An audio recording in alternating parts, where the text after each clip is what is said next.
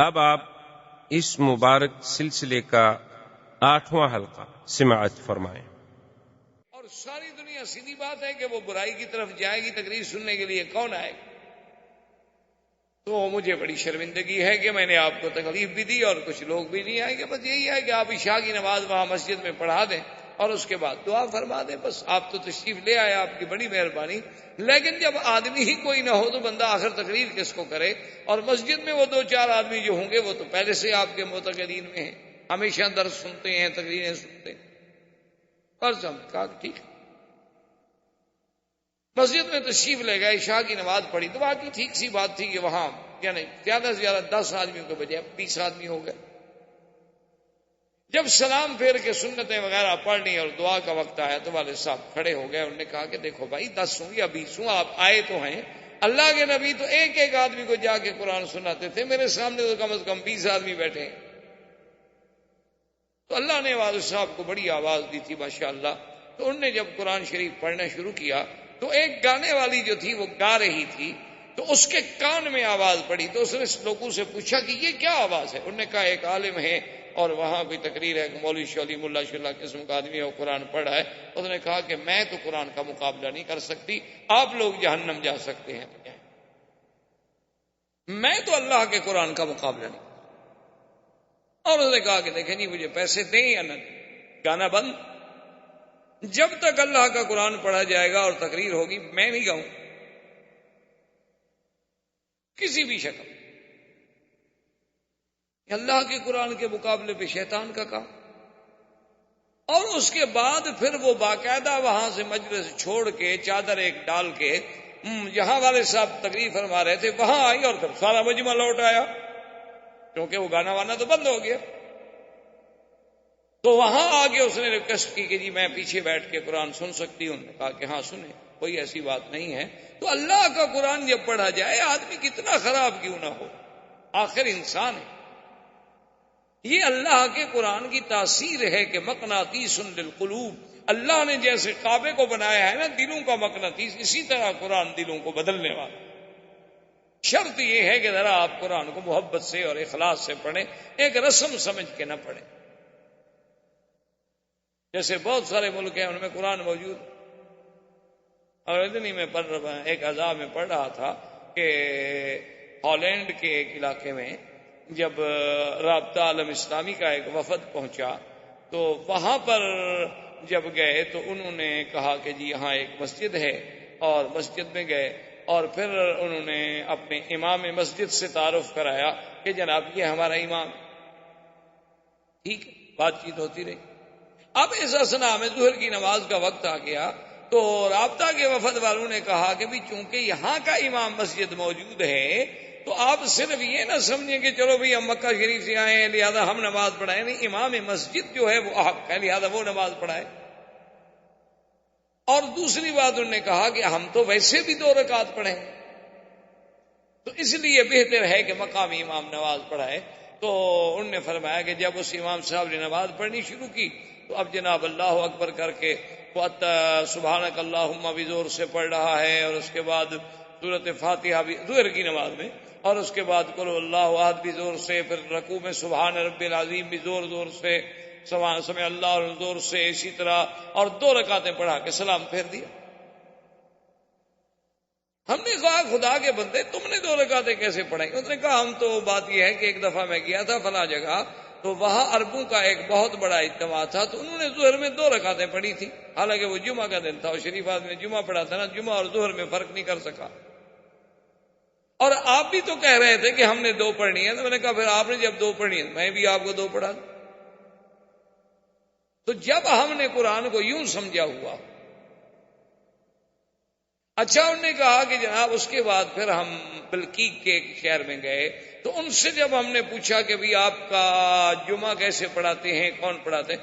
انہوں نے کہا جی ہم زیادہ جھگڑے میں نہیں پڑھتے، ہم تو مہینے کا فرسٹ سنڈے جو آتا ہے اسی دن جمعہ پڑھ لیں، ہر مہینے میں 1 جمعہ پڑھتے، اور وہ بھی کب پڑھتے ہیں جب پہلا سنڈے ہوتا ہے، تاکہ نہ ڈیٹ تبدیل ہوتی ہے نہ لوگوں کو آنے میں تکلیف ہوتی ہے، نہ وقت تبدیل ہوتا ہے، اس میں 1 مہینے میں ہم 1 دفعہ جمعہ پڑھ لیتے ہیں۔ اور کیوں بھائی؟ انہوں نے کہا بس ہم نے یہی سنا ہے کہ اسلام میں جمعہ ہے، بس تم نے کہا مہینے میں تو ہم بھی پڑھ لیتے ہیں ایک دم۔ جب یہ عالم ہو دین کا کہ لم یبق من الاسلام الا اسمہ ولا من القرآن الا رسمہ، کہ اسلام کا صرف نام باقی رہ جائے گا اور قرآن بھی صرف کتابوں میں اور صفوں میں لکھا ہوا رہ جائے گا، بڑے بڑے قیمتی کاغذوں میں ہوگا، سونے کے پانی سے لکھائی ہوگی، لیکن عمل کرنے والا کوئی نہیں۔ لیکن قرآن اگر صحیح معنی میں سنا جائے، صحیح معنی میں پڑھا جائے، تو یہ کیسے ہو سکتا ہے کہ پھر انقلاب نہ آئے؟ یہاں تک پہنچے وبکا عمر رضی اللہ تعالی عنہ، حضرت عمر رو پڑے، اور اس کے فوراً بعد پوچھا کہ یا فاطمہ ایک کام کرو، خباب سے کہو یا سعید سے کہو کہ دلونی الی رسول اللہ، مجھے محمد عربی صلی اللہ علیہ وسلم کے ٹھکانے پہ لے جائیں اور مجھے بتائیں کہ اس وقت حضور کہاں ہوں گے۔ تو خباب کہتے ہیں کہ میں نے کہا کہ حضور اس وقت دار ارقم میں ہوں گے۔ تو اس نے کہا کہ اس وقت گرمی کا ٹائم ہے، کیا یہ حضور مل لیں گے؟ انہوں نے کہا کہ ایسی بات نہیں ہے، وہ کوئی دنیا کا بادشاہ نہیں، وہ قبیلے کا سردار نہیں، وہ تو رحمت دو جہاں ہے، وہ تو اللہ کا بھیجا ہوا نبی ہے، اللہ کا بھیجا ہوا بشیر و نذیر ہے، وہ تو انتظار میں ہے کہ آنے والا میرے پاس کب آتا۔ فجاء عمر، حضرت عمر آئے، دروازے کو ناک کیا، اب اندر سے جھریوں سے دیکھا، صحابہ نے جو اندر موجود تھے ان میں سیدنا حمزہ رضی اللہ تعالیٰ عنہ بھی موجود۔ انہوں نے جب دیکھا تو آپ حضرت عمر اتنی دیر میں لباس تو بدل نہیں سکتے تھے، لباس تو وہی تھا، وہی آپ نے جو جنگ کے لیے تیاری کی ہوئی تھی، باقاعدہ ہتھیار سجائے ہوئے ہیں، اور جناب کمان پیچھے لٹک رہی ہے اور تیروں کی تھیلیاں لٹک رہی ہیں اور تلوار ایک لٹک رہی ہے اور ایک ہاتھ میں ہے، اور جناب اسی عالم میں ہیں۔ تو انہوں نے کہا کہ یا رسول اللہ، عمر دروازے پہ آیا ہے لیکن اس کی نیت اچھی نہیں معلوم ہوتی، کیوں اگر وہ ملنے کے لیے آتا یا اچھی نیت کے ساتھ آتا تو کبھی پھر تلواریں اٹھا کے تو نہ آتا۔ جو آدمی ملنے کے لیے آتا ہے وہ تلواریں لے کر تو نہیں۔ حضرت حمزہ رضی اللہ تعالی عنہ اسد اللہ و اسد رسول، ام رسول اللہ، میرے مدنی کے چچا ہیں جن کا لقب ہے اللہ کے شیر، اللہ کے رسول کے شیر۔ حضرت حمزہ این شباب ہے، بچپن ہے، ابھی ابھی گویا یوں سمجھے جیسے ہم کہتے ہیں نا مسیں بھیگ رہی ہیں، ابھی ابھی بال نکل رہے ہیں۔ حضرت حمزہ نے کہا کیا کہہ رہے ہیں، کیا بات کر رہے ہیں؟ کھول دو دروازہ، آنے دو عمر کو۔ اگر عمر کی نیت ٹھیک ہے، اگر عمر کسی صحیح ارادے سے آیا ہے تو ہم اپنی آنکھیں بچھانے کے لیے تیار ہیں، اور اگر عمر کی نیت خراب ہے اور اس نے میرے مدنی سرکار کو تکلیف دینے کی کوئی بات سوچی ہے تو خدا کی قسم ہے تم گواہ ہو جاؤ کہ تلوار بھی عمر کی ہوگی اور گردن بھی عمر کی۔ کوئی اکیلا مکے میں عمر بہادر پیدا ہوا؟ کھول دو دروازہ، آنے دو عمر کو، دیکھتے ہیں کیا کر۔ دروازہ کھولا، عمر تو پہلے بیٹھ چکے تھے، نظریں جھکی ہوئی ہیں، حضور کے سامنے آئے۔ ایک روایت میں آتا ہے فجذبہ بثوبہ، حضور پاک نے کپڑے سے پکڑ کے جھٹکا دیا، فرمایا ابھی تک وہ وقت نہیں آیا عمر، ما آنا وقت اسلام کا یا عمر، کیا ابھی تمہارا وقت نہیں آیا کہ تم اسلام لے آؤ؟ کیا ابھی وقت نہیں آیا کہ تم ایک خدا کی توحید کو سمجھو؟ کیا ابھی وقت نہیں آیا کہ تم بتوں کی عبادت سے باہر نکلو؟ کیا ابھی وقت نہیں آیا کہ تم محمد مدنی کی رسالت کا اقرار کرو؟ عمر کیا ہے؟ ابھی حضور کہہ رہے ہیں، انہوں نے کہا اشہد ان لا الہ الا اللہ واشہد ان محمد رسول اللہ، فکبر رسول اللہ فکبر اصحابہ۔ جب حضرت عمر نے کہا اشہد ان محمد رسول اللہ، حضور اتنی خوشی فرمایا اللہ اکبر، سب صحابہ نے اللہ اکبر کے نعرے بلند، تکبیر کی دھوم ہو گئی، حضرت عمر مسلمان ہو گئے رضی اللہ تعالی عنہ۔ اور اس کے بعد بیٹھے ہیں، ایک صحابی نے کہا عمر تم تو تلواریں اٹھا کے قتل کے ارادے سے نکلے تھے، لیکن تمہیں پتہ نہیں ہے کہ رات تیرے لیے محمد عربی اللہ کے کعبے میں بیٹھ کے دعائیں کر رہے تھے کہ اللہم اعز الاسلام باحد الامرین، کہ میرا اللہ ان دو میں سے ایک کو مسلمان کر دے، یا عمر کو مسلمان کر دے یا عمرو بن ہشام کو مسلمان کر دے۔ محمد عربی تو تیرے لیے دعائیں کر۔ حضرت عمر رضی اللہ تعالی عنہ کہ اسلام سے اتنی خوشی ہوئی صحابہ کو، اتنی خوشی ہوئی صحابہ کو کہ جس کا کوئی تصور نہیں ہو، اور بلکہ ایک روایت میں ہے کہ جبریل اور انہوں نے آگے کہا کہ یا محمد آج تو آسمانوں پر اللہ کے فرشتے بھی خوشی کر کہ اسلم عمر مسلمان ہو، وہ جبار جو سب سے بڑا دشمن تھا، جو سب سے بڑا مخالف تھا، جو سب سے بڑا معارض تھا، آج وہ بھی اسلام لے آیا۔ تو کچھ دیر گزر گئی تو اس کے بعد عمر رضی اللہ تعالی عنہ نے حضور کی خدمت میں عرض کیا کہ یا رسول اللہ میں ایک بات کہتا ہوں۔ حضور نے فرمایا کہو عمر کیا بات؟ حضور نے کہا حضور السنا علی الحق وهم علی الباطل۔ عمر ہے نا جی، اب کری یہ زبان ہے، یہ تو عمر ہے نا جسے تاریخ مانتی ہے، دنیا مانتی ہے، تاریخ انسانیت میں ایسے لوگ بڑے کم پیدا ہوئے، اتنے بڑے جینیس۔ اس نے کہا کہ یا رسول اللہ صلی اللہ علیہ وسلم السنا علی الحق وهم علی الباطل، کیا یہ بات ٹھیک نہیں کہ ہم حق پر ہیں اور مکے کے مشرکین جو ہیں وہ باطل پہ ہیں؟ حضور نے فرمایا بالکل۔ اس نے کہا حضور یہ کیا بات ہوئی کہ یعبد اللات والعزیٰ، کہ لات و عزیٰ جیسے جھوٹے خداؤں کی عبادت تو کھل کے کی جائے مکے میں، جھوٹے معبودان باطلہ منات ہے، لات ہے، عزیٰ ہے، یہ کیا ہے؟ اب تو میری آنکھیں کھل گئی ہیں نا، یہ تو حجر ہے، اصنام ہے، کیا ہے؟ کچھ بھی نہیں۔ ان کی عبادت جو ہے یعبد اللات والعزیٰ فی المسجد، مسجد الحرام میں لات و عزیٰ کی عبادت تو کھل کے کی جائے، اور ہم سچے خدا کی عبادت جو ہے وہ کبھی مکانوں کے اندر، کبھی دار ارقم میں، کبھی بیت ام ہانی میں چھپ چھپ کے کریں یا رسول اللہ، یہ میری غیرت کا وارہ نہیں کرتی۔ کم از کم ہم 40 مسلمان ہیں، آپ حکم دیں صحابہ کو، آپ آگے چلیں، مسلمان آپ کے پیچھے چلیں، ایک طرف عمر ہوگا، ایک طرف حمزہ ہوگا۔ آج ہم دیکھتے ہیں کہ کون قریش ہم کو روکے، آج بھی مہربانی کریں، ہمیں ایک دفعہ تو کھل کے عبادت کر رہے تھے۔ حضور صلی اللہ علیہ وسلم راضی ہو گئے۔ تو اب اس منظر پہ یعنی آپ غور کریں کہ آج وہ دعوت سری جو تھی عمر کے آنے سے، ذرا اپنا دعوت بعثت کے بعد اللہ کے نبی کی جو دعوت تھی، توحید کی دعوت، آج اس کا رنگ بدلا کہ وہ اندر سے باہر آ گئی۔ پہلے دعوت ہوتی تھی لیکن علیحدہ گھروں میں چپکے سے۔ آگے حضور صلی اللہ علیہ وسلم ہیں اور پیچھے 40 صحابہ ہیں، دائیں آپ کے سیدنا حمزہ ہیں، بائیں حضرت عمر ہیں، اور سب صحابہ جو ہیں، ایک حدیث میں آتا ہے، ایک روایت میں آتا ہے کہ بس تھوڑے تھوڑے وقفے سے یہ کہہ رہے ہیں کہ لا الہ الا اللہ اللہ اکبر، لا الہ الا اللہ اللہ اکبر، یہ کہتے ہوئے بڑھ رہے ہیں۔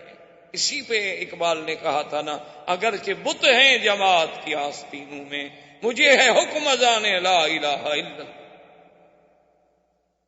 حضرت عمر ساتھ ہیں، اور قریش کو پتہ چلا، انہوں نے کہا کہ اسلم عمر مسلمان ہو گیا۔ اب قریش بھاگ کے آ رہے ہیں، روسائے قریش ہے، ابی جہل ہے، ابی لہب ہے، عتبہ ہے، عتیبہ ہے، شیبہ ہے، ربیعہ ہے، ولید ابن المغیرہ ہے، عقبۃ ابن ابی معیط ہے، امیہ ابن خلف ہے، ابی ابن خلف ہے، بڑے بڑے روسائے قریش، بڑے بڑے سادات قریش ہیں۔ ان کو جب پتہ لگا تو گھروں سے نکل آئے، آگے دیکھا، اور پھر جناب اس زمانے میں جب 40 آدمی اللہ کا نام لینے والے ہوں، ہماری طرح تو نہیں نام لیتے تھے، وہ تو پورے مکے کی گلیاں گونج رہی تھیں، اللہ کا حرم گونج رہا تھا، مکے کے پہاڑ گونج رہے تھے، معلوم ہوتا تھا کہ پہاڑ بھی ساتھ ذکر کر رہے ہیں اور اللہ کا نام لے رہے ہیں، اور صحابہ کی جماعت چلی جا رہی ہے کہ لا الہ الا اللہ اللہ اکبر اللہ اکبر، اور سارے قریش کھڑے ہیں حیران ہو کے، دیکھ رہے ہیں کہ یہ کیا ہو گیا، یہ کیا ہو، کیسا انقلاب آ گیا۔ جب بالکل مسجد الحرام کے قریب آئے تو عمر نے کان جہیر الصوت، حضرت عمر بڑے بلند آواز، بڑا اللہ نے انہیں یعنی جبروت، طاقت، قوت، صلاحیتوں سے نوازا تھا، اتنی آواز میں شدت تھی کہ کبھی اگر بعض مورخین تو ایسا بھی لکھتے ہیں کہ عمر کبھی اگر غصے میں آ کے دھاڑ دیتے تھے تو عورتوں کے حمل گر جاتے، لیکن یہ بات ہمیں کسی حدیث میں نہیں۔ بہرحال اتنا کوئی شک نہیں کہ بلند آواز۔ حضرت عمر کھڑے ہو گئے، قافلہ رک گیا، اور کفار قریش کو مخاطب ہو کے کہا کہ اس نے کہا کہ سودائے قریش، روسائے قریش، سن لو، اگر تم میں سے کسی کو شک ہو ابن خطاب پر تو سن لو تم بھی کہ اشہد ان لا الہ الا اللہ واشہد ان محمد رسول اللہ، اور اس کے بعد میں تمہیں کہتا ہوں آگے بڑھو اگر آج تم نے اپنے بچوں کو یتیم کرانا۔ اور آج جس کو یہ شوق ہو کہ اس کی عورت بیوہ ہو جائے، بچے یتیم ہو جائے، تو عمر کی تلوار کا مقابلہ۔ اب قریش تو ان کے لیے تو یہ صدمہ ایسا تھا نا کہ اسی میں وہ آدھے پاگل ہو گئے، ان کی ہمتیں تو اسی میں ٹوٹ چکی تھی کہ پہلے تو مسلمان ہوتا تھا نا جی، خباب، حضرت بلال، یاسر، عمار، بی بی سمیہ، بی بی نہدیہ، غریب ضعیف کمزور لوگ، عبداللہ ابن مسعود رضی اللہ تعالیٰ عنہ آئے، ابی ذر رضی اللہ تعالیٰ عنہ آئے، بڑے ضعفاء لوگ تھے۔ عمر تو آخر ایک قریش میں سے ایک بہت بڑے ستون تھے، تو ان کے لیے تو پہلے ابھی وہ اس حیرت سے نہیں نکلے تھے، لیکن مقابلہ کریں تو کیسے کریں۔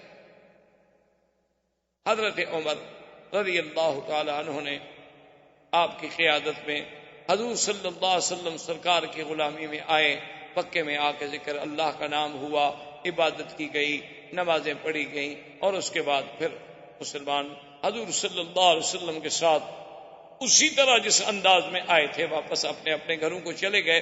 اب قریش نے کہا کہ دار الندوہ میں میٹنگ بلاؤ، یہ تو بڑا مشکل مسئلہ ہو، اب کیا کریں؟ دار الندوہ میں جب جمع ہوئے، بڑے بڑے سردار جمع ہوئے، انہوں نے کہا کہ اب مشورہ کریں، اب ہمارے پاس کیا حل ہے، یہ تو حضرت عمر بھی مسلمان ہو گیا۔ انہوں نے کہا ایسا کرتے ہیں کہ آج ایک نئی تجویز رکھتے ہیں حضور صلی اللہ علیہ وسلم کے سامنے۔ انہوں نے کہا جی وہ کیا تجویز ہے؟ انہوں نے کہا ایک نئی تجویز پیش کرتے ہیں حضور صلی اللہ علیہ وسلم کے سامنے، اور ہمیں بالکل یقین ہے کہ اس تجویز پہ اللہ کے نبی جو ہیں وہ مان گئے۔ حضور صلی اللہ علیہ وسلم تشریف لائے، آپ کو بلایا گیا۔ رؤسائے کفار قریش نے کہا کہ یا محمد صلی اللہ علیہ وسلم، آج ہم نے ایک نیا اقتراح، نئی تجویز رکھی ہے جو امید ہے کہ آپ کو بڑی پسند آئے گی، اور یہ روز کا جو جھگڑا ہے یہ بھی ختم، اور ایسی تجویز ہے کہ آج تک ہم نے آپ کے سامنے نہیں رکھی، اس پہ مہربانی کر کے آپ بڑے ٹھنڈے دل سے غور کریں۔ حضور نے فرمایا ٹھیک ہے، کہو کیا بات ہے؟ انہوں نے کہا کہ بات یہ ہے کہ ہم نے اب یہ فیصلہ کر لیا ہے کہ آپ اور ہم صلح کر لیتے ہیں، ایک دن جو ہے آپ ہمارے خداؤں کی عبادت کریں اور ایک دن ہم آپ کے خدا کی عبادت کرتے ہیں، صلح کر لیں، جھگڑا ختم کر لیں۔ فرفض رسول اللہ، حضور نے فرمایا کیا کہہ رہے ہیں؟ انہوں نے کہا اچھا حضور اگر آپ کو یوں منظور نہیں نا، چلو ایسا کرو، ایک دن جو ہے آپ ہمارے آلہہ کی تعظیم کریں، عبادت کریں، ان پہ آپ سلام کریں، ان پہ آ کے مسا کریں، انہیں چومیں چاٹیں، اور 8 دن جو ہے نا ہم آپ کے خدا کی عبادت کریں گے۔ دیکھو ہم 8 دن، آپ ایک دن۔ حضور نے فرمایا یہ بھی قبول نہیں۔ انہوں نے کہا اچھا حضور ہم ایک قدم اور آگے بڑھتے ہیں کہ آپ ایک دن عبادت کریں، ہم 1 مہینے تک آپ کے خدا کی عبادت کریں۔ حضور نے فرمایا یہ بھی قبول نہیں۔ انہوں نے کہا کہ اچھا جناب ہم اس سے بھی اور آگے جاتے ہیں، آپ 1 دن کے لیے ہمارے خدا کی عبادت کریں، ہم 1 سال تک آپ کے خدا کی عبادت کریں گے، چلو مسئلہ ختم کرو، جھگڑا تو نہ ہو نا۔ حضور نے فرمایا بدبختو تم کیا سمجھ، 1 دن عبادت کرو یا 1 گھڑی عبادت کرو، بندہ تو کافر ہو گیا۔ غیر اللہ کی عبادت جو ہے وہ یہ تو نہیں ہے نا کہ جیسے آج کل مسلمان ہیں نا جی ماشاءاللہ، وہ بھی باہر تبوت شاہ حسین، ایک فارسی میں محاورہ مشہور ہے کہ ہر تبوت پہ شاہ حسین کہنے کے لیے ہماری قوم تیار ہے۔ ان کو حضرت حسین کی شہادت سناؤ یہ رونے لگ جاتی ہے، ان کو کہو یزید بہت بڑا بہادر تھا، بہت بڑا ایڈمنسٹریٹر تھا، پھر بھی خوش ہو جاتی ہے، اچھا آدمی بڑا اچھا تھا، منتظم تھا، دیکھو نا اتنا بڑا حادثہ ہو گیا، کنٹرول کیسے کیا، کوئی گڑبڑ کی، ہلنے نہیں دیا کسی کو، تم ایک سید کو مار کے دیکھ لو، اس پہ بھی حاضر ہیں، تعریف کرنے کے لیے تیار ہیں ماشاءاللہ۔ ان سے کہو ماشاءاللہ کہ جناب کل نماز پڑھیں گے، بارش آ جی، کہیں گے بہت اچھی بات ہے، اور کہیں گے جی رات اچھی فلم لگی ہو، کہیں ٹھیک ہے جی ادھر بھی چلیں گے، کوئی ایسی بات نہیں، دونوں راضی رہیں، اللہ بھی راضی رہے، شیطان سے بھی تعلق قائم رہے۔ صبح کو پی اور شام کو توبہ، رند کے رند رہے اور مسلمانی بھی نہ گئی۔ ماشاءاللہ مسلمان بھی ہیں، وہ تو رات کو پیتے ہیں نا، دن کو تو نماز پڑھتے ہیں۔ تو اس لیے ان کو سمجھ، حضور نے فرمایا ظالمو کیا کہہ رہے ہو؟ اللہ کے قرآن کی یہ سورت جو تھی نا، قل یا ایھا الکافرون لا اعبد ما تعبدون ولا انتم عابدون ما اعبد ولا انا عابد ما عبدتم ولا انتم عابدون ما اعبد لکم دینکم ولی دین۔ اللہ نے فرمایا میرے مدنی کھڑے ہو کے برات کا اعلان کر دیں کہ کافروں کیا لا اعبد ما تعبدون، میں تو ہرگز عبادت نہیں کر سکتا ان چیزوں کی جن کی تم پوجا کرو، اور تم کیا کرو گے کہ ایک دن اگر اپنے خدا کو پوجو گے تو پھر میرے خدا کو عبادت کرنے کا کیا مطلب ہوا؟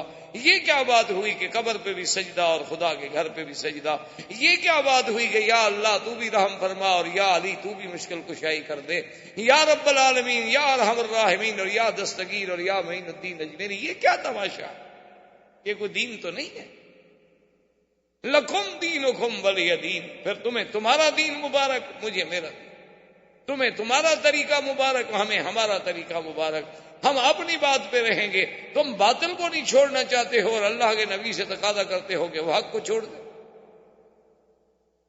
اب کافر اس سے بھی ناکام ہو کہ بھئی یہ بات بھی ہماری نہ چلی، اب ہم نے تو بڑا اچھا راستہ نکالا تھا، اسی لیے جیسے ہوتا ہے نا جی آج کل لوگ کہتے ہیں کہ دیکھو نا جی بہرحال دیکھیں آپ لوگ اتنے سخت مولوی بھی نہ بنا کریں، ہم بھی آپ کی تقریریں سننے کے لیے آ جاتے ہیں تو کبھی کبھی آپ بھی ہمارے ساتھ چلے جایا کریں، کوئی خاص فرق نہیں پڑتا، آدمی تھوڑا سا نرم ہونا چاہیے۔ یہ جو سختی ہے نا مولویوں میں کہ ہر وقت دین اور ہر وقت نماز اور ہر وقت روزہ اور ہر وقت اللہ کا نام اور ہر وقت داڑھی رکھو، ہر وقت مسواک کرو، یار یہ کیا ہے؟ بس ایک دفعہ آپ نے کہہ دیا، بڑے لکھے لوگ ہیں، سمجھدار ہیں، ہمارا دین قبول کرنے کو جی نہیں چاہتا، یہی بے عین ہی کافر کہتے تھے۔ اس لیے قرآن نے کہا وَدُّوا لَوْ تُدْهِنُوا فَيُدْهِنُونَ، اللہ نے فرمایا میرا نبی کافر تو یہ چاہتے ہیں کہ ذرا تم نرم ہو جاؤ تاکہ وہ بھی نرم ہو جائیں۔ لو تدہنوا، دہن کہتے ہیں جب کسی چیز کو تیل لگا لو نا ذرا جلدی سے نرمی سے اور رسی نکل جاتی ہے، تو اللہ نے فرمایا کہ یہ تو چاہتے ہیں کہ ذرا آپ نرم ہو جائیں، تھوڑا سختی نہ کریں، تھوڑا ان کو اجازت دے دیں کہ اپنے مسئلے، اور وہ بھی تھوڑے سے فرمایا فلا تطع المکذبین، مدنی خبردار کبھی کسی جھوٹے کی اتباع نہیں کریں۔ اللہ کے دین میں کوئی لچک نہیں، عقیدے میں کوئی لچک نہیں، توحید میں کوئی لچک نہیں، لچک ہوتی ہے دنیاوی معاملات میں، لچک ہوتی ہے اخلاق میں، ایانت میں، اللہ کے دین کے عقیدے تو نہیں بدلے جا سکتے لچک میں۔ اللہ تبارک و تعالیٰ کے پیغمبر نے جب ان کی اس بات کو بھی ٹھکرا دیا تو اب انہوں نے سوچا کہ بھئی اس میں بھی ہم ناکام گئے تو اب اور کوئی حل نکالیں کہ اللہ کے نبی کا ہم مقابلہ کر سکیں۔ تو اب ابو جہل بدبخت نے ایک اور بات سوچی، وہ آیا اور کہنے لگا کہ محمد عربی صلی اللہ علیہ وسلم آپ ہمارے خداؤں کو گالی دیتے ہیں، لات کو برا کہتے ہیں، عزا کو برا کہتے ہیں، منات کو برا کہتے ہیں، میں آپ کو روک رہا ہوں، اگر آپ نے پھر ان کو برا کہا تو میں آپ کے خدا کو گالی دوں گا۔ اللہ کے نبی نے فرمایا کہ ابو جہل بدبخت، ہمیں تو خدا نے منع کیا ہے کہ کسی غیر کے بت کو بھی ہم گالی، اب تمہارے خداؤں کو کب گالی دیتے؟ ہمارا دین تو ہمیں یہ اجازت ہی نہیں دیتا کہ ہم کسی کو گالی دیں، ہم کسی کے دین کو گالی دیں، ہمارے اسلام میں یہ گنجائش نہیں ہے۔ تم کیا کہہ رہے ہو کہ ہم تمہارے خداؤں کو ہم تو کہتے ہیں کہ یہ خدا نہیں ہے، تم اس بات کو اگر گالی سمجھتی ہوتی الگ بات، ہم تو یہ کہتے ہیں کہ یہ تمہارے ہاتھوں کے بنائے ہوئے بت ہیں، یہ تمثیلات ہیں، یہ شکلیں ہیں، یہ صورتیں ہیں، تم نے خود گھڑی ہوئی ہیں، اللہ نے کوئی ان کا حکم نہیں دیا، کوئی تمہارے پاس اس پہ دلیل کوئی نہیں، اور نہ ہی یہ آلہہ ہیں، بلکہ یہ ایک جھوٹی تصور و تخیل کی ایک اپنی بنائی ہوئی دنیا ہے جس کا حقیقت سے کوئی تعلق نہیں۔ ہم تو تمہیں یہ بات کہتے ہیں، اسی کو تم گالی سن۔ انہوں نے کہا بہرحال کچھ ہو، میں یہ اب برداشت نہیں کروں گا کہ کوئی ہمارے خداؤں کی بے عزتی۔ اب بات اور تقابل میں آ گئی۔ اللہ تبارک و تعالیٰ کے نبی، اللہ تبارک و تعالیٰ کے نبی پر ایمان لانے والے وہ اپنی بات پہ جمے ہوئے ہیں، اور کفر نت نئے بہانے سوچ رہا ہے کہ کس طرح مسلمانوں کو اپنے اسلام سے ہٹایا۔ اللہ تبارک و تعالیٰ آپ کو مجھے اسلام پہ قائم و دائم رکھیں۔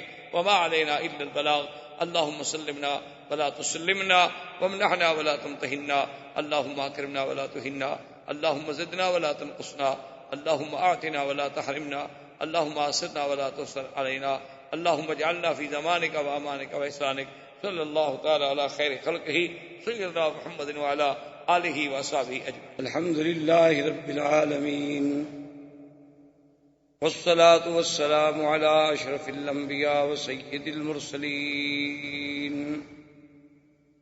سیدنا محمد وعلى آلہ واصحابہ اجمعین۔ برادران اسلام، محترم بھائیوں، عزیز بچوں، الحمدللہ کئی دنوں سے ہم نے اپنے دروس کا سلسلہ جو ہے وہ سیرت نبی پاک، سیرت رسول پاک صلی اللہ علیہ وسلم کا آغاز کیا ہوا ہے۔ حضور صلی اللہ علیہ وسلم کی سیرت طیبہ تو اتنی عظیم ہے، اتنی جامع ہے، اور اس قدر اس میں واقعات ہیں کہ اگر کوئی انسان، بلکہ تمام انسان بھی مل کر کوشش کریں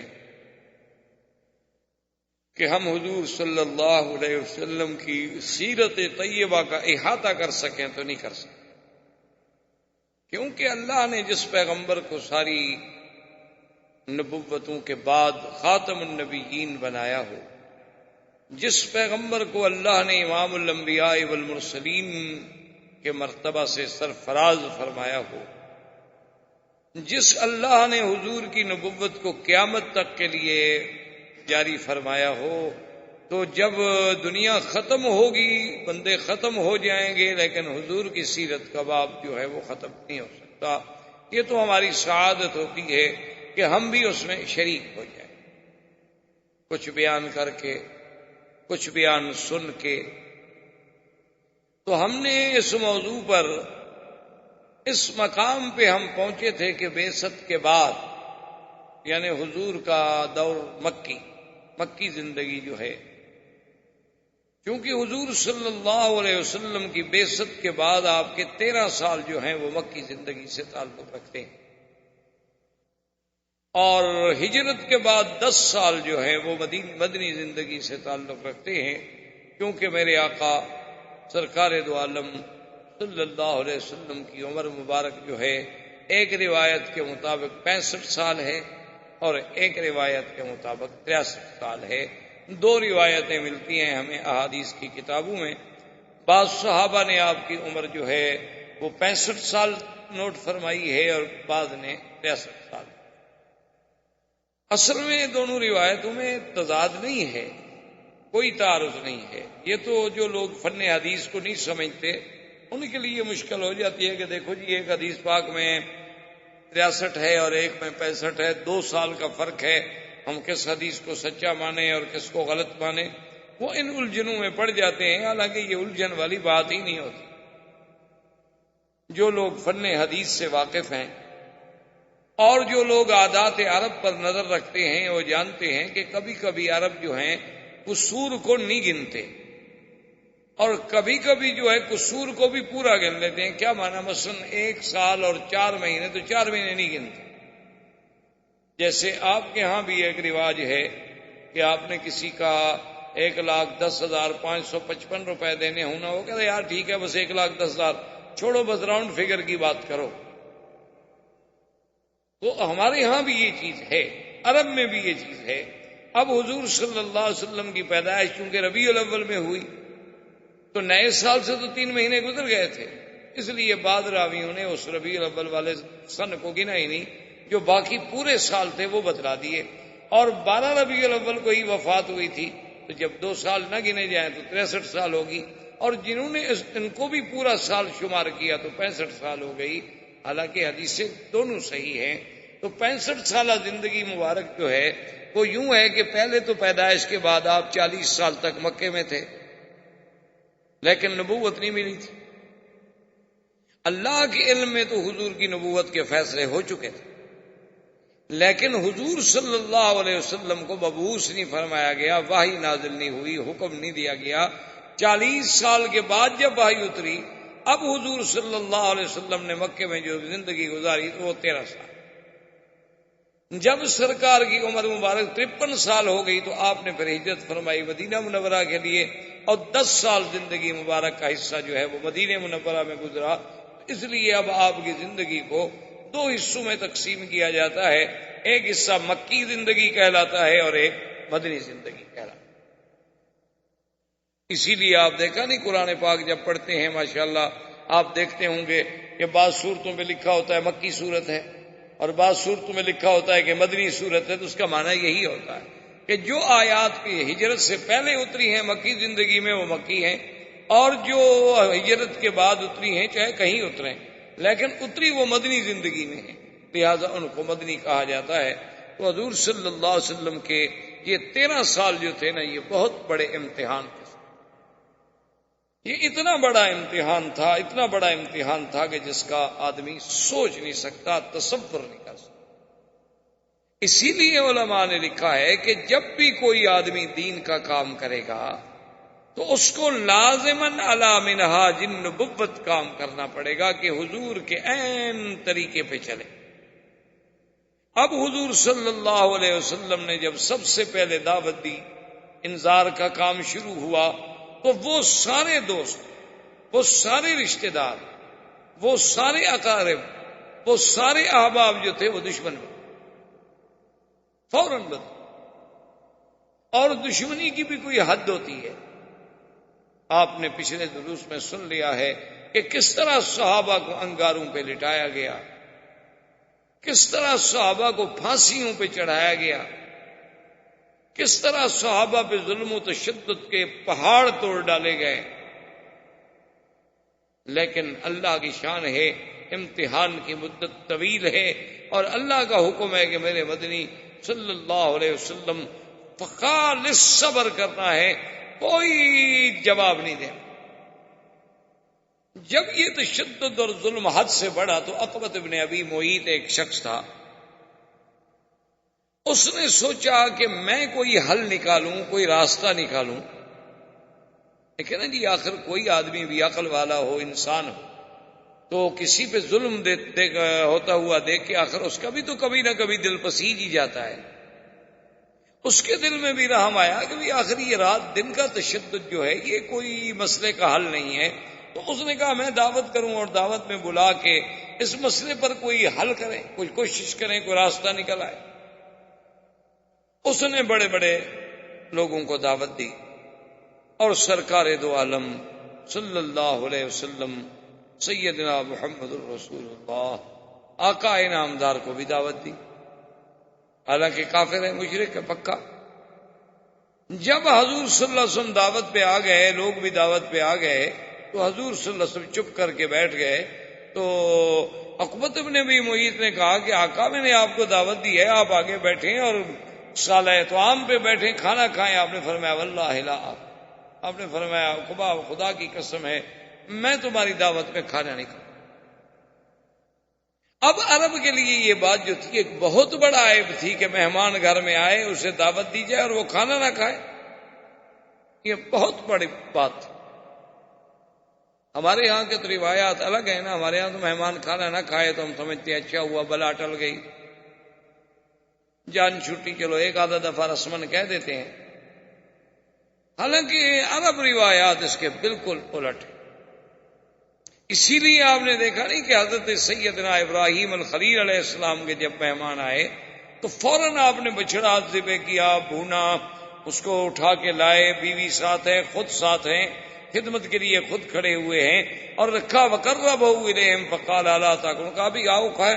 اب وہ چپ کر کے بیٹھے ہوئے ہیں۔ فاوجس منہم خیفۃ، ابراہیم علیہ السلام ڈر گئے، انہوں نے کہا یہ کھانا جو نہیں کھا رہے پر یہ دوست نہیں۔ تو پھر انہوں نے بتایا، انہوں نے کہا ابراہیم الخلیل آپ نہ ڈریں، ہم تو اللہ کے فرشتے ہیں، ہم تو کھاتے ہی نہیں نا، ہم تو کھانے سے پاک ہیں، اور آپ نے تو پوچھا ہی نہیں ہم سے، اور آپ چپ کر کے چلے گئے اور فوراً بچھڑا ذبح کر کے تشریف لے آئے۔ تو اب آپ کو تسلی ہوئی۔ تو کسی کا کھانا نہ کھانا جو ہے یہ کوئی معمولی سی بات نہیں ہوتی، اور یہ بہت بڑی اہانت شمار ہوتی تھی کہ میں نے دعوت کی ہے اور مہمان کھانا نہیں کھاتا۔ تو عقبۃ ابن ابی معیط نے جب بڑی منتیں کی، بڑا اصرار کیا، اپنی سر توڑ کوشش کی، آخر اس نے کہا کہ یا رسول اللہ صلی اللہ علیہ وسلم اس کا کوئی حل ہے؟ حضور نے فرمایا بالکل حل موجود ہے۔ اس نے کہا کیا؟ فرمایا حتی تسلم، فرمایا عقبہ اگر تم کلمہ پڑھ لو، مسلمان ہو جاؤ تو پھر میں کھانا کھاؤں۔ اللہ کے نبی کی شان ہے نا کہ وہ مشرک کا کھانا نہیں کھانا۔ اب اس نے دیکھا کہ میں کیا کروں، حالانکہ اس کا کوئی اسلام کا خیال تو نہیں تھا، لیکن اس نے دیکھا کہ بھئی اب میری تو ناک کٹ جائے گی کہ بھئی اس کے کھانے میں مہمان آئے اور کھانا نہیں کھایا۔ اس نے کہا کہ اشہد ان لا الہ الا اللہ واشہد ان محمد رسول اللہ، چلو حضور میں مسلمان ہوتا ہوں، آپ کھانا کھائیں۔ آپ نے کہا ٹھیک ہے، اب میں کھانا کھاتا ہوں۔ جب حضور صلی اللہ علیہ وسلم کھانا تناول فرما کے واپس تشریف لے گئے تو قریش کے لوگ تو موجود تھے، انہوں نے کہا یہ تم نے کیا کیا؟ کیف اسلمت؟ انہوں نے کہا کمال ہے، بھائی میری عزت کا مسئلہ تھا اور اب میں اسلام لا چکا ہوں۔ لیکن ابی ابن خلف وہ بھی مشرک، اس نے ساتھیوں سے کہا کہ ٹھیک ہے تم بحث نہ کرو، یہ جانے اور میں جانوں۔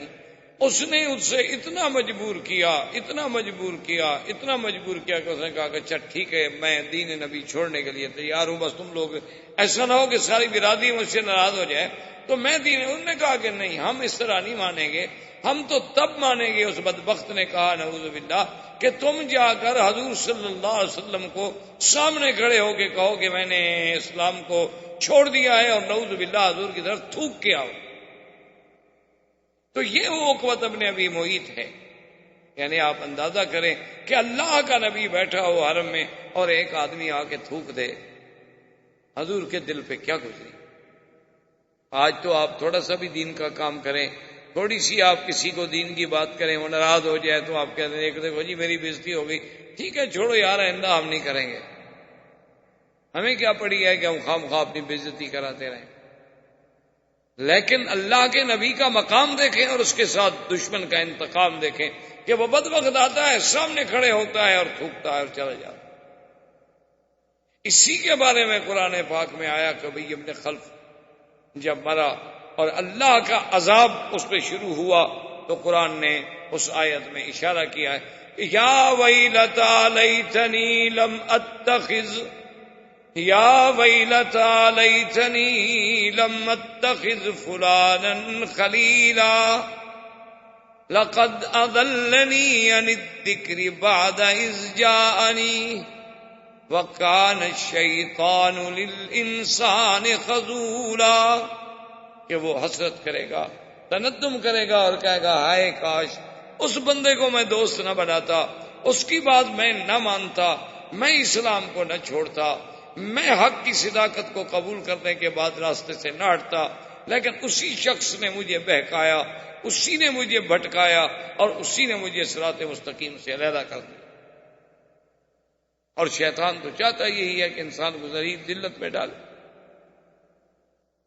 ان تمام واقعات کے بعد قریش نے ایک اور مشورہ کیا، انہوں نے کہا کہ یہ ہے کہ حضور صلی اللہ علیہ وسلم کے گھر کے قریب دیکھو بھی کس کس کے گھر ہیں۔ تو ابی لہب کا گھر بالکل قریب تھا، اسی طرح اور کفار قریش کے کچھ لوگ تھے جن کا گھر جو ہے حضور صلی اللہ علیہ وسلم کے گھر کے بالکل قریب تھا، تو ان بدبختوں نے یہ طے کر لیا کہ اپنے گھر کا کوڑا کرکٹ گندگی جتنی ہے نا سب جا کے حضور کے گھر کے آگے ڈال دیا کرو روزانہ۔ اب اس زمانے میں یہ تو تھا نہیں کہ بلدیہ کی گاڑیاں آئیں گی، ملازم آئیں گے، وہ جھاڑو لگائیں گے، صفائی کریں گے، تو کوئی دور ہی نہیں تھا۔ ہر آدمی کو اپنے گھر کی صفائی کرنی پڑتی تھی، اور اگر کوئی بڑا آدمی ہوا تو اس نے ذاتی نوکر رکھ لیے، اور حضور صلی اللہ علیہ وسلم کے پاس تو نوکر تھا کوئی نہیں۔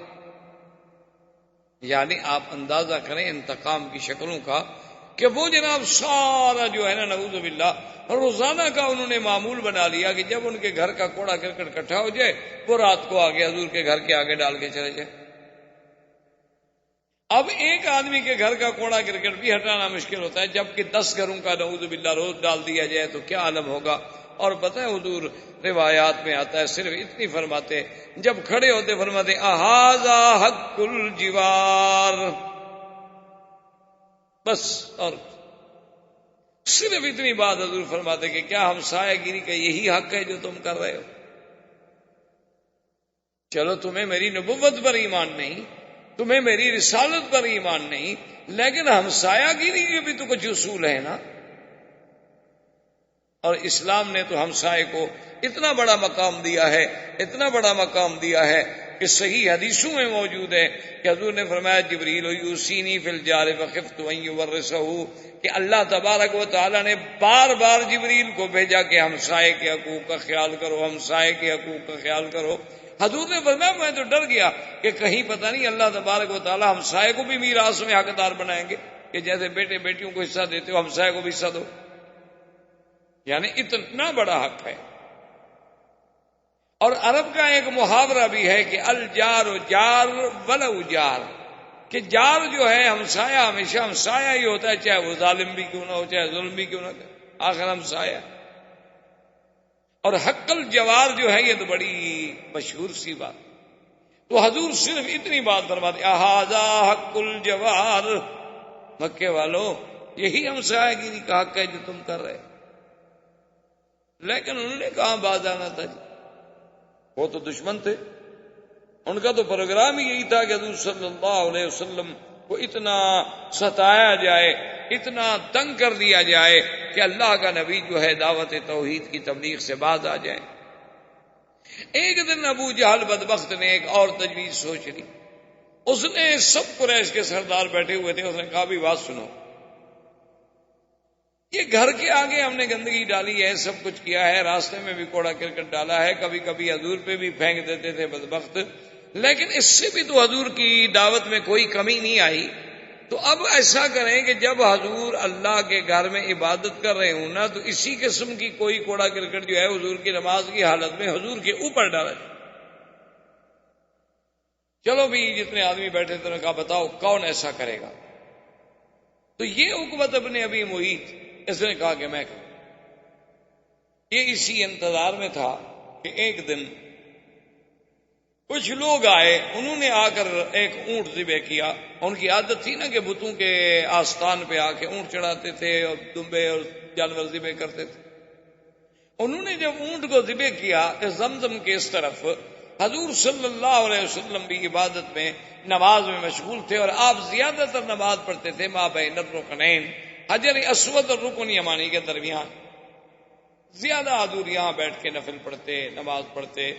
اور وجہ علماء نے یہ بھی لکھی ہے کہ یہاں سے جب آپ یوں کھڑے ہوتے مسجد اقصیٰ کی طرف رخ کرتے تو یہ کعبہ بھی تو درمیان میں آ جاتا تھا، نماز اسی کی طرف پڑھتے تھے، لیکن کھڑے ایسی جگہ ہوتے کہ یہ کعبۃ اللہ جو ہے یہ بھی درمیان میں رہے۔ تو سرکار دو عالم صلی اللہ علیہ وسلم نماز پڑھ رہے تھے کہ انہوں نے اونٹ ذبح کیا، اور اس کا اندر کی جو آنتیں اور امعاء اور اندر کی جو اس کا سارا یعنی گندگی کا بھرا ہوا مجموعہ تھا، اس عقبۃ ابن ابی معیط بدبخت نے وہ وہاں سے اٹھایا، فجعل علی راسہ، سرکار دو عالم کے سر مبارک پہ، حضور سجدے میں ہیں اور سر پہ رکھے، اور حضور کی زبان پہ جاری ہے سبحان ربی الاعلی، سبحان ربی الاعلی، سبحان ربی الاعلی، اللہ تیری ذات بہت بلند ہے، ہر چیز سے، ہر نقصان سے پاک ہے۔ حضور صلی اللہ علیہ وسلم اسی سجدے کی حالت میں، تاریخوں میں آتا ہے، روایات میں آتا ہے کہ جب قریش نے دیکھا فضحکوا ضحکا، اتنا ہنسے کہ ایک دوسرے پہ گر رہے ہیں اور ٹوٹ پڑ رہے ہیں۔ وہ دیکھو جی، وہ دیکھو جی اللہ کے نبی، دیکھو دیکھو کیسے عبادت کر رہا ہے، کہ دیکھو جی اونٹ اوپر ہے اور اللہ کا نبی نیچے ہے، اور سارے چہرے پہ خون ہے اور ساری اس کی گندگی ہے، اور کافر خوش ہو رہے ہیں۔ میرے بھائی، آپ کو اور ہمیں تو اللہ کے راستے میں پتہ نہیں کبھی کانٹا بھی لگا ہے کہ نہیں لگا۔ آپ کو اور ہمیں اللہ کے دین کی تبلیغ میں کبھی کسی نے کوئی بات بھی کہی ہے کہ نہیں کہی، بلکہ آج کل تو ماشاءاللہ مولوی صاحبان کو دعوتیں ہوتی ہیں، بڑے بڑے کھانے ہوتے ہیں، پھر سواریاں آتی ہیں، اس کے بعد جناب اہتمام ہوتے ہیں، آرام ہوتے ہیں۔ تو یہ، لیکن اللہ کے نبی کی دعوت کا انداز دیکھیں کہ ذرا آنکھیں بند کر کے تصور تو کریں کہ عالم کیا ہوگا۔ آپ خود سوچ لیں کہ اگر آپ سجدے کی حالت میں ہوں اور آپ کے ساتھ کوئی ایسا کرے تو آپ پہ کیا گو۔ لیکن چونکہ اللہ کے نبی اللہ کے احکام کے پابند ہوتے ہیں، حضور اسی حالت میں ہیں۔ عبداللہ ابن مسعود رضی اللہ تعالیٰ عنہ آئے، انہوں نے دیکھا کہ اس حالت میں اللہ کے نبی ہیں۔ وہ فرماتے ہیں لیکن میں ضعیف تھا، کمزور تھا، اب میری طاقت تو نہیں تھی کہ اتنے قریش کا میں مقابلہ کر سکوں۔ میں چپکے سے گیا اور میں نے جا کے حضرت فاطمہ الزہرا رضی اللہ تعالیٰ عنہ، حضور صلی اللہ علیہ وسلم کی بیٹی کو جا کے کہا کہ یہ واقعہ حرم میں ہو گیا، لیکن میں تو کچھ نہیں کر سکتا۔ اور سیدہ فاطمہ الزہرا رضی اللہ تعالیٰ عنہ کا بھی بچپن ہے، بالکل بچپنا ہے، لیکن آپ آئیں غصے میں، اور اللہ نے اتنی قوت دی کہ بی بی صاحبہ نے پکڑا اور اتارا حضور صلی اللہ علیہ وسلم کے سر مبارک سے، اور حضور نے بھی سجدے سے سر اٹھایا۔ تو بی بی فاطمہ الزہرا نے جب دیکھا کہ سامنے قریش کے سردار اور روسا جو ہے کھڑے ہنس رہے ہیں، تو نے کہا اللہم علیہ، یا اللہ ان بدبختوں کو پکڑ جنہوں نے تیرے نبی کے ساتھ اتنا بڑا ظلم کیا، تیرے پیغمبر کے ساتھ اتنا بڑا ظلم کیا۔ یعنی مقابلے کی بھی کوئی حد ہوتی ہے، گستاخی کی بھی کوئی حد ہوتی ہے، یہ بھی کوئی یعنی انسانیت ہے۔ اگر ذرہ کے برابر بھی کوئی رمق باقی ہو تو کوئی انسان ایسی حرکت سوچ سکتا؟ حضور صلی اللہ علیہ وسلم بھی غصے میں آ گئے۔ حضور نے بھی فرمایا اللہم علیک بعقبہ، اللہم علیک بعتبہ، اللہم علیک بشیبہ، اللہم علیک بالولید بن المغیرہ۔ آپ نے فرمایا کہ یا اللہ ان سب پر اپنا قہر نازل کر، ان کو اپنے قہر میں پکڑ لے۔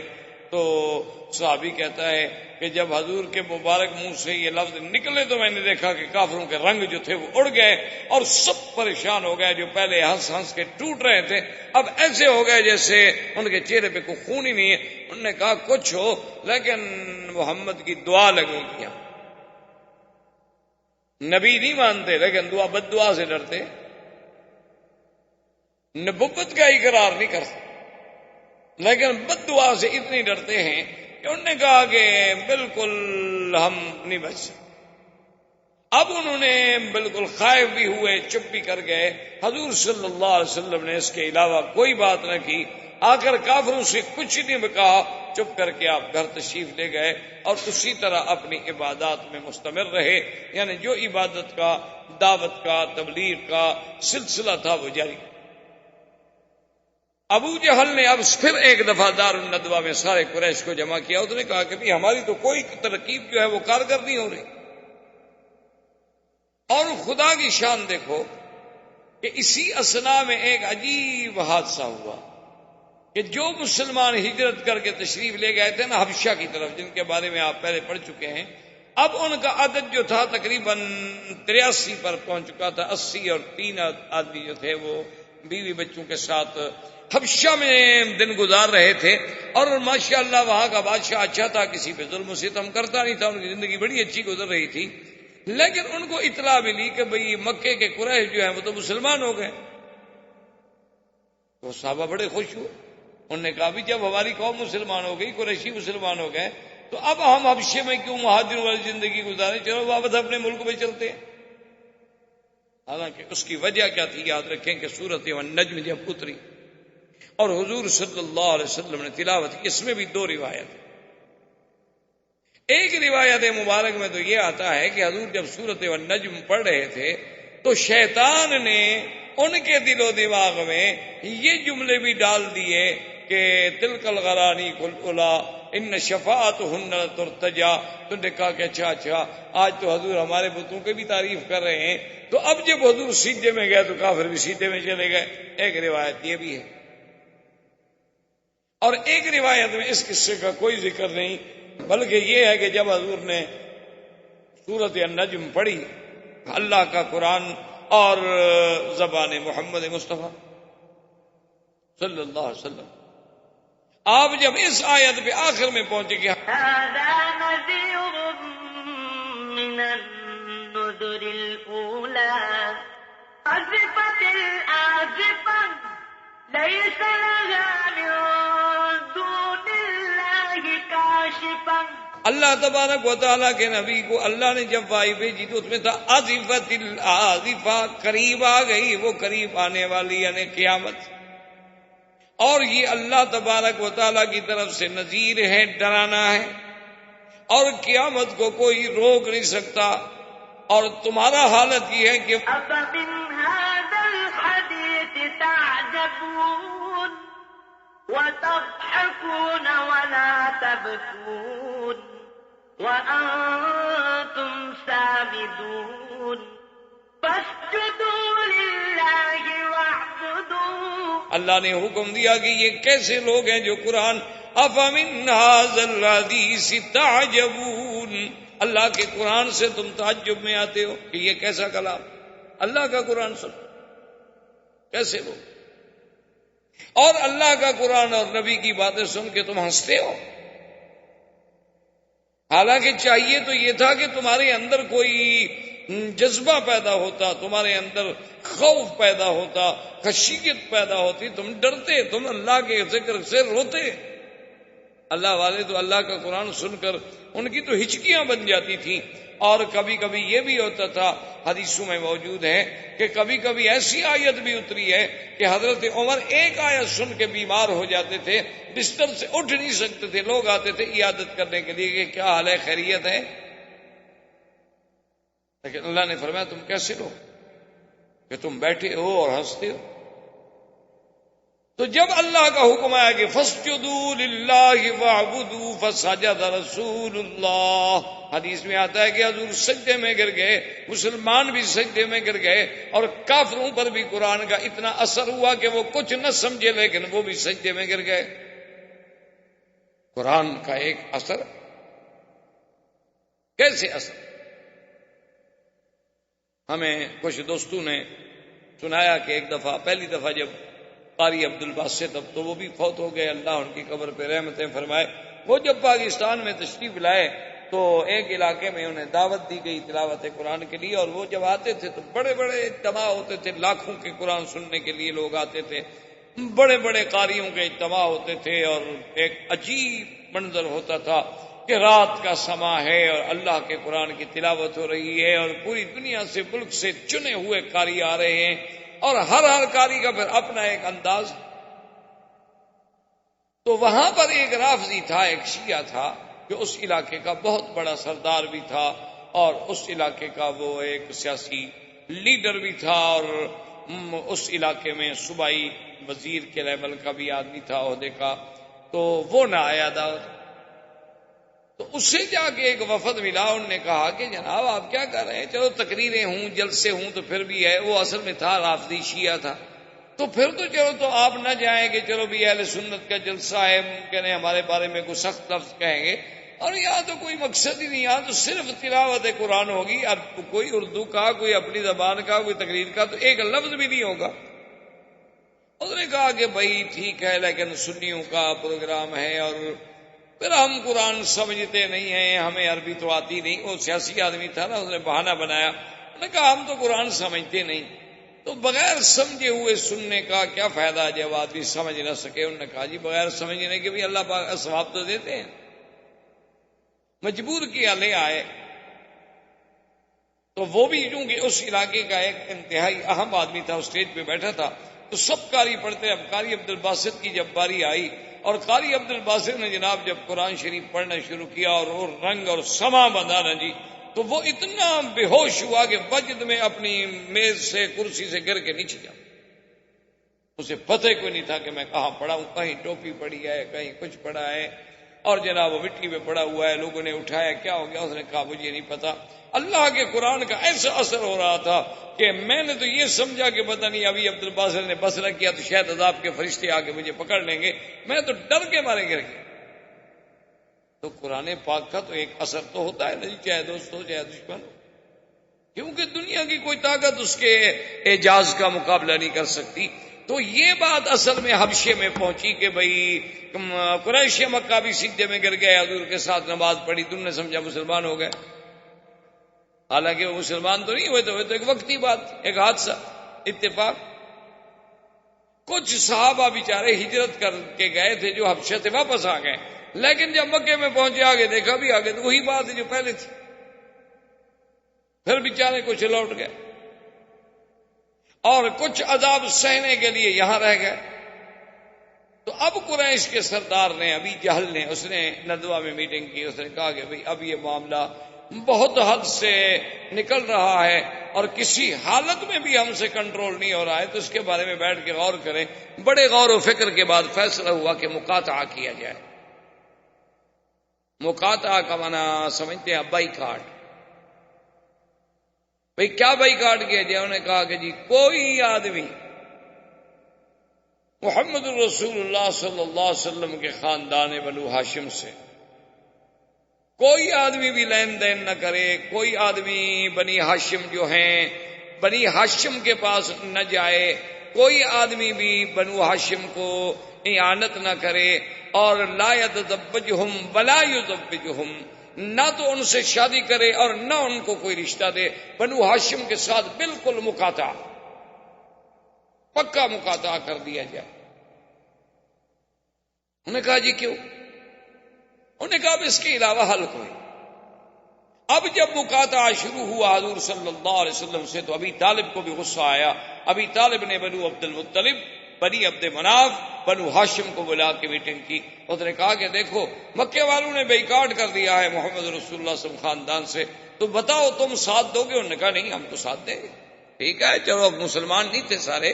انہوں نے کہا مسلمان ہوں نہ ہوں، لیکن یہ تو ہم نہیں برداشت کر سکتے کہ اللہ کے نبی محمد الرسول اللہ اور بنی ہاشم کو بھوکا مار دیا جائے. ہم تو ان کا ساتھ. جب ابو جہل کو پتہ چلا کہ بھی بنی عبد مناف، بنی ہاشم، بنی عبد المطلب یہ سب کے سب محمد عربی صلی اللہ علیہ وسلم کا ساتھ دینے کے لیے کھڑے ہیں، تو اس نے پھر میٹنگ کال کر لی. اس نے کہا بات سنو، اب ہمارا ان سب سے مقاطعہ ہے، ان تمام سے ہمارا مقاطعہ ہے. اور انہوں نے کہا ایسے بات نہیں چلے گی، بلکہ فقط ابو صحیفۃ فعلقوها فی داخل الکعبۃ المشرفہ، ایک صحیفے پر انہوں نے شرط لکھ لی کہ بھی بنی ہاشم، بنی عبد مناف، بنی عبد المطلب، ان کے ساتھ ملنا ملانا، کھانا پینا، بیچنا لینا دینا، نکاح رشتہ سب بند. اور یہ معاہدہ لکھنے کے بعد کعبہ شریف کے اندر اس کو لٹکا دیا. ان کی عادت تھی کہ کوئی اگر اہم قسم کا کوئی معاہدہ ہوتا تو یہ اس کو کعبۃ اللہ میں لٹکا دے. اب جناب مقاطعہ شروع ہوا تو ابی طالب نے بھی سوچا کہ بھئی یہ مکے میں تو اتنی پابندیاں ہیں، اس کا ہم کب تک مقابلہ کریں گے؟ تو یہ لوگ مکے سے اٹھ کے باہر وادی میں چلے گئے جس کا نام شیب ابی طالب پڑ گیا. ابھی بھی ایک علاقے کو شیب ابی طالب کہا جاتا ہے، لیکن علماء تاریخ نے لکھا ہے کہ وہ یہ جگہ نہیں تھی بلکہ وہ تو بہت مکہ سے کچھ بہت دور تھی. یہ بھی ابی طالب کا چونکہ جگہ تھی اس لیے یہ بھی شیب ابی طالب کہلاتا ہے. آپ اگر مروہ کی جانب سے نکلیں تو جہاں مولد الرسول صلی اللہ علیہ وسلم ہے، جہاں حضور پیدا ہوئے، اب وہاں مکتبہ ہے، حرم کی لائبریری ہے دینی کتابوں کی. اس سے آپ غزے کی طرف اگر جائیں تو جب آپ اوپر کے حصے میں جائیں گے تو یہ علاقہ شیب ابی طالب ہے، اور پھر اس کے ساتھ شیب عامر ہے، اور شیب عامر کے ساتھ اب جہاں آپ نے دیکھا ہوگا نا کچھ سرنگیں آگے ملتی ہیں، یہ وہ جگہ ہے جس کا نام ہے خندمہ. یہ وہ جگہ ہے خندمہ جس کے بارے میں تاریخ میں ایک بڑا مشہور جملہ ہے عربوں کے ہاں کہ اکرما فر من خندمہ، کہ اکرما جو تھا وہ فتح مکہ کے دن اسی خندمہ کی جگہ سے بھاگا تھا، فرار ہو گیا تھا۔ تو اب جناب وہ باہر چلے گئے، انہوں نے کہا کہ چلو ہم باہر جا کے رہتے ہیں مکے والوں کے ساتھ، اب ہم کیا کریں جب بھی ہمارے ساتھ ملتی ہی نہیں۔ تو اب انہوں نے آپس میں جو کچھ ایک دوسرے کے ساتھ تھا وہ مدد کی، لیکن آخر وہ مدد کب تک چلے؟ حکیم ابن حزام ایک شخص ہے، وہ بھی کافر تھا، مسلمان نہیں تھا، بعد میں اسلام اللہ نے نصیب کیا۔ اس کو جب پتہ چلا تو وہ تو اونٹ پر سامان لے کر، کھانے پینے کا سامان لے کے چلا، کبھی کچھ ہو جائے لیکن میں یہ پہنچاؤں گا بنی عبداللہ، بنی ہاشم کو اور بنی عبد المطلب کو، ہماری رشتے داری۔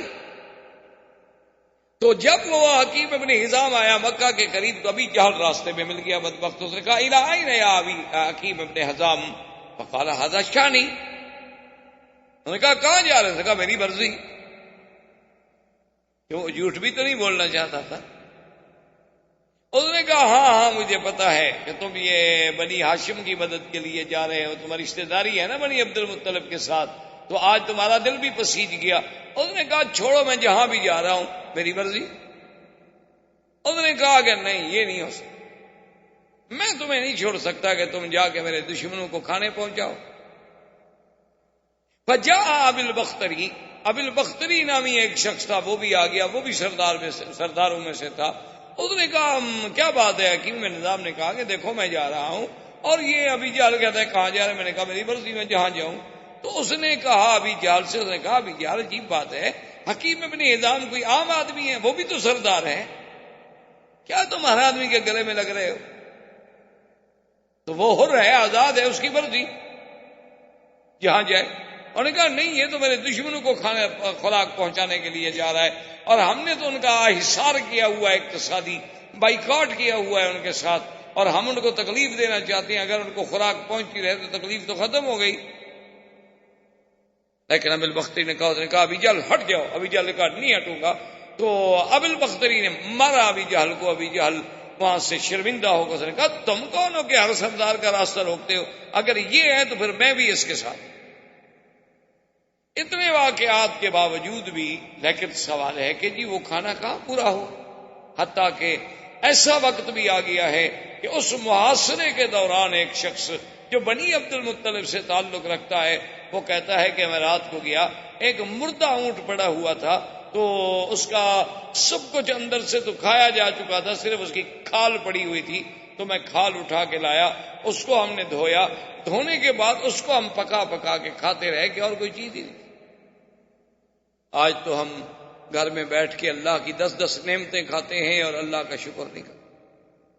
دیکھیں کہ اللہ کے نبی ہیں، اور ان کا جرم کیا ہے کہ اتقتلون رجلا ان یقول ربی اللہ، کہ کیا تم ایسا آدمی کو قتل کرنا چاہتے ہو؟ جرم کیا ہے کہ وہ یہی کہتا ہے کہ اللہ ایک ہے، بس یہ جرم۔ بھئی تم اسلام نہیں لانا چاہتے، نہ لاؤ۔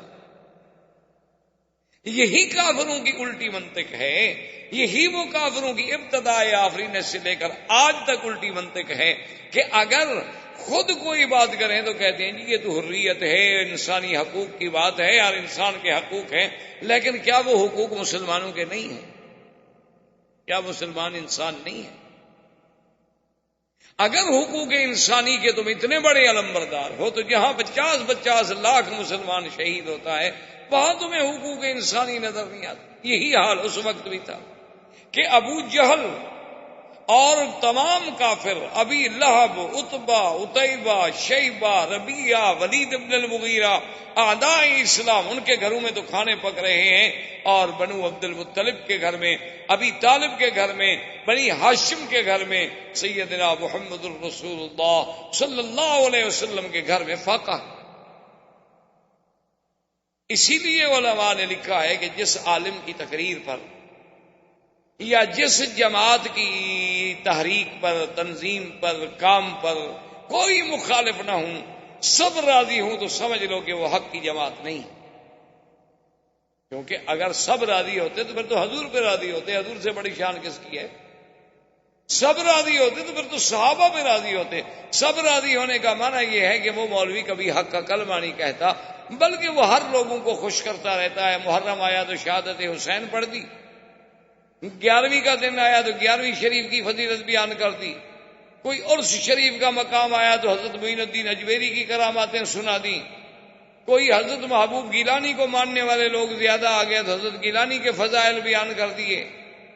اور دیکھا کہ ماشاءاللہ کچھ لوگ اس قسم کے بھی آئے ہیں، تازہ مکہ سے ہو کے آئے، ان پر کچھ توحید کا تھوڑا تھوڑا اثر ہے تو ایک آدھی تقریر توحید پہ بھی کر دی تاکہ سب خوش رہیں، سب راضی رہیں.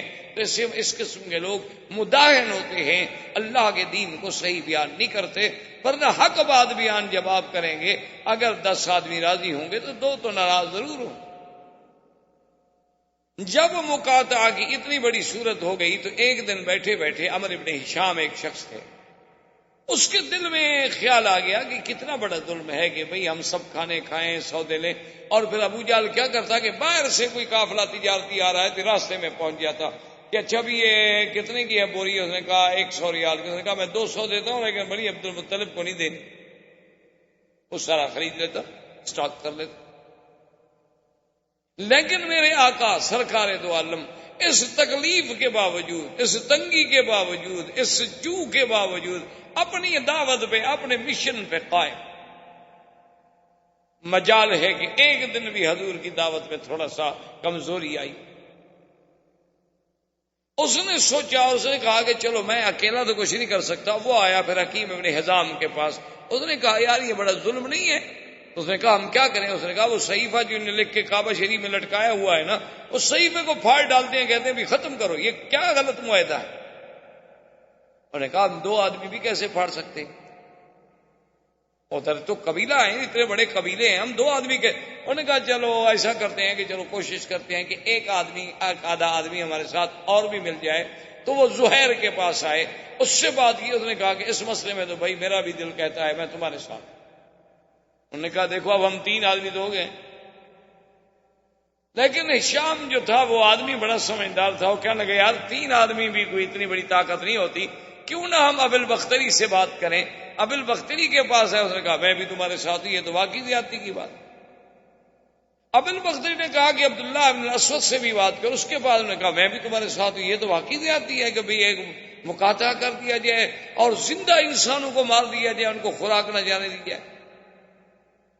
تو اب یہ 5 آدمی آئے اور جب مکے کے سردار دار الندوہ میں کعبۃ اللہ کے قریب بیٹھے ہوئے تھے تو ان میں سے ایک کھڑا ہوا اور اس نے کہا کہ اے قریش مکہ کے سرداروں، بات سن لو، اسلام لاؤ نہ لاؤ، دین نبی قبول کرو نہ کرو، لیکن یہ کسی کو حق نہیں پہنچتا کہ ان کا مقاطعہ کرے اور ان کے ساتھ بائیکاٹ کر دے اور حصار اقتصادی کر دے کہ دانا بند، کھانا بند، ہر چیز بند. یہ کیا ظلم ہے؟ ابو جہل اٹھا، اس نے کہا کیا کہہ رہے ہو؟ اس نے دبانا چاہا، اتنے میں دوسرا کھڑا ہو گیا، اس نے بھی وہی شور کیا.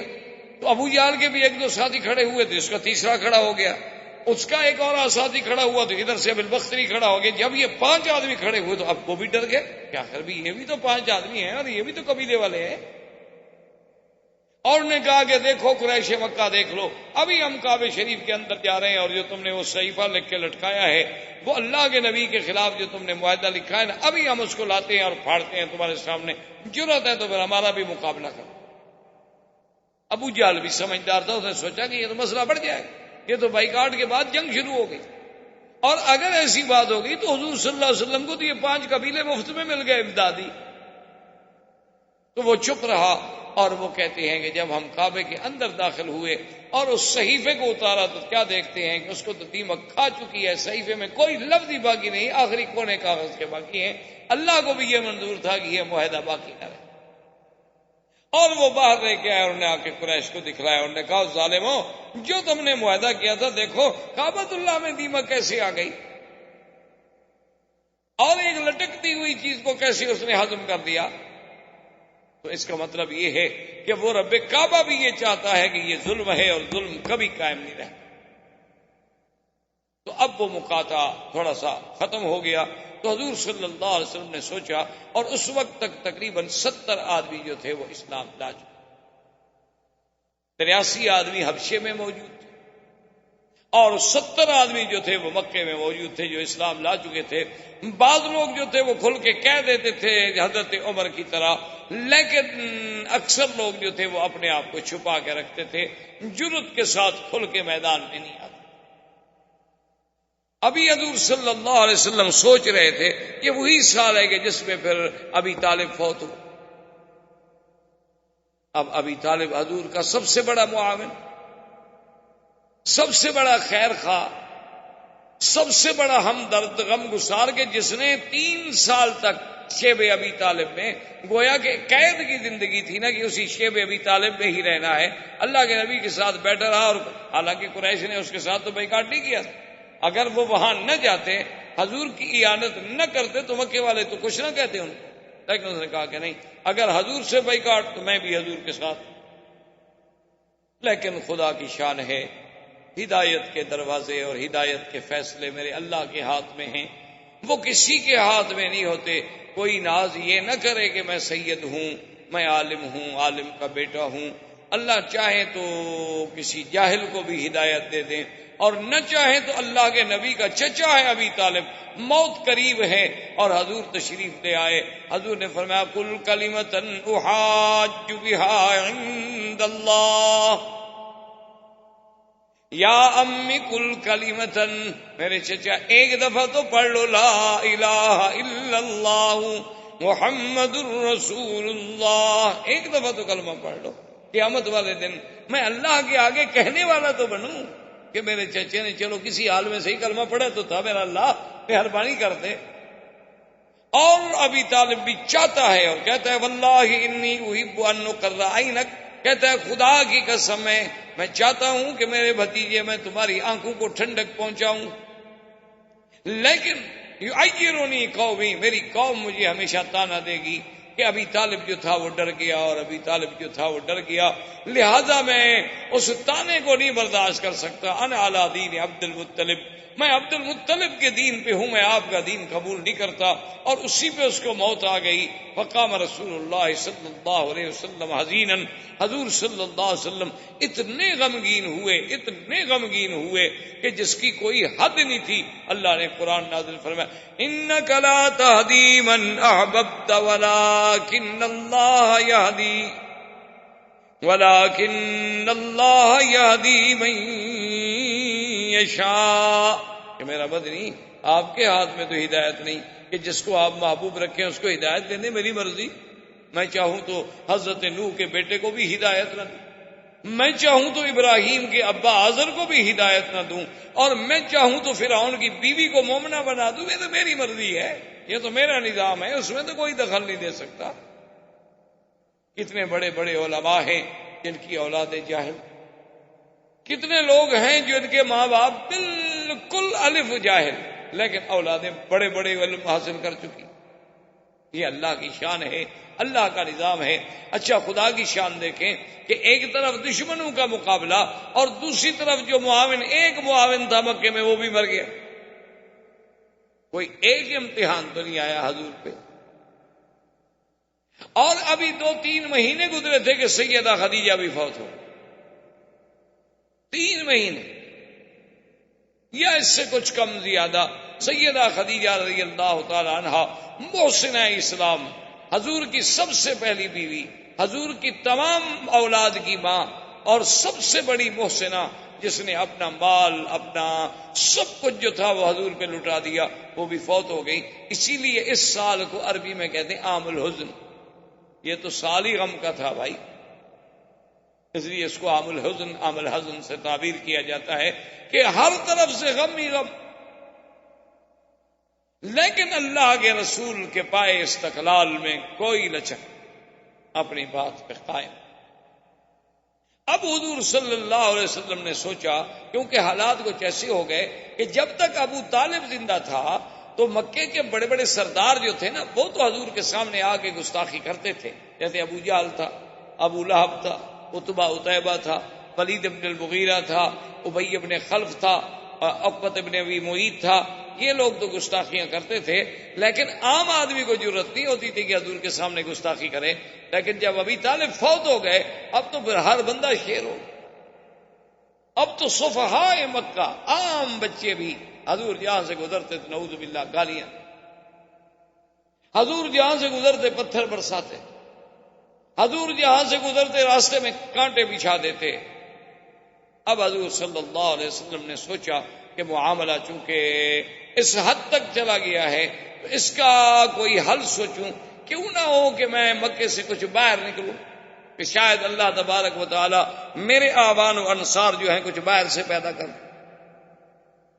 حضور صلی اللہ علیہ وسلم یہ سوچ کر طائف کے لیے نکلے، چونکہ سب سے قریبی شہر اس وقت طائف تھا، اور آپ اسی سے اندازہ کریں کہ حضور نے یہ سفر جو ہے پیدل طے کر۔ آپ ایک دن ذرا یہاں مکے سے پیدل تو طائف جا کے دیکھیں۔ ویسے تو ہم سب دعوے دار ہیں نا، مسلمان ہیں اور ماشاءاللہ حاجی صاحبان ہیں اور ماشاءاللہ عاشق رسول ہیں، اور ہم تو جی اتنے عرصے سے مکے شریف میں رہتے ہیں، مدینہ شریف میں رہتے ہیں، پتہ نہیں دل میں خیال ہوتا ہے کہ ہم سے تو اب کون بڑا ہو سکتا ہے نیکی میں، ہم تو پہنچے ہوئے لوگ ہیں۔ ایسے ایسے لوگ ہیں ماشاءاللہ کہ آ کر ایسی ایسی باتیں بتاتے ہیں، وہ سمجھتے ہیں کہ چند دن مکے میں ہم نے رہ لیا، عبادت کر لی، شاید ہمارے کو مراتب بلند ہو گئے۔ اللہ کے بندے ہیں، آپ دیکھیں ذرا تصور تو کریں نا، مراتب تو تب بلند ہوتے ہیں جب اسلام کے لیے کوئی قربانی بھی تو دو نا۔ یہ کیا ہمارا اسلام ہے کہ ہم عرب 1 ارب سے زیادہ کی تعداد میں ہیں، اور بجائے اس کے کہ کافر ہم سے ڈرتا ہم کافر سے ڈرتے ہیں۔ یہ اسلام، اللہ کے نبی اکیلے ہیں، 70 مسلمان ہیں، وہ بھی کھل کے سامنے نہیں آ سکتا۔ آپ نے سوچا کہ چلو اللہ کے دین کو پہنچانا ہے تو طائف چلتے ہیں۔ حضور صلی اللہ علیہ وسلم جب طائف تشریف لے گئے تو طائف کے بالکل شہر کے باہر، یعنی گویا کہ آپ شہر میں جب داخل ہو رہے ہیں تو 3 آدمی، عبدی، لیل، حبیب اور مسعود، یہ 3 آدمی وہاں بیٹھے، اور یہ سردار تھے طائف کے، یہ بڑے بڑے روسا میں سے تھے، بڑے بڑے سرداروں میں سے تھے۔ انہوں نے جب دیکھا کہ قادم محمد صلی اللہ علیہ وسلم، حضور آ گئے، ان کو پتہ تو نہیں تھا، حضور نے فرمایا کہ دیکھو میرا نام محمد رسول اللہ ہے اور میں آپ سے کچھ باتیں کرنا چاہتا ہوں، اجازت ہے؟ انہوں نے کہا اہلاً، بیٹھے آپ، فرمائیے۔ حضور صلی اللہ علیہ وسلم نے دعوت توحید دی اور قرآن پڑھا، اللہ کا قرآن سنایا، تو وہ بدبخت تو سمجھ گئے کہ ہاں یہ تو وہ محمد پاک ہیں جس کے قریش مخالف ہیں۔ تو عبدی علیہ غصے میں کھڑا ہو گیا، کہنے لگا واللہ لا اؤمن بک یا محمد، کہنے لگا خدا کی قسم ہے میں تم پہ ہرگز ایمان نہیں لے آ سکتا، تم کیسے نبی ہو؟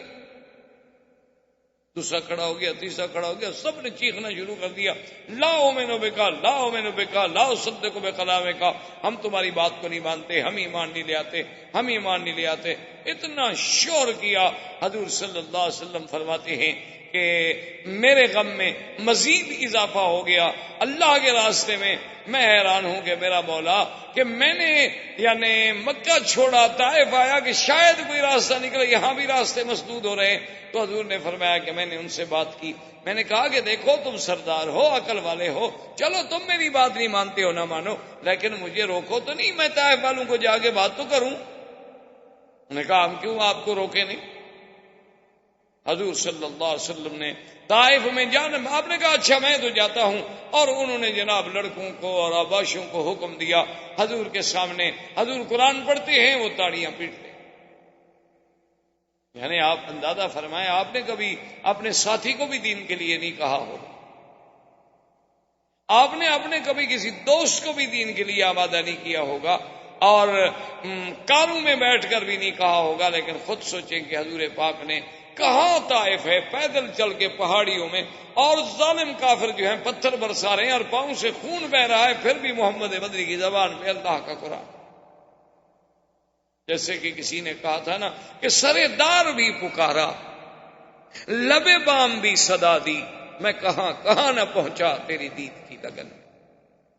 احباب کرام، اس کے بعد اب آپ اس مبارک سلسلے کی CD نمبر 9 سماعت فرمائیں، نمبر 9 سماعت فرمائیں، نمبر 9 سماعت فرمائیں، نمبر 9 سماعت فرمائیں، نمبر 9 سماعت فرمائیں، نمبر 9 سماعت فرمائیں، نمبر 9 سماعت فرمائیں، نمبر 9 سماعت فرمائیں.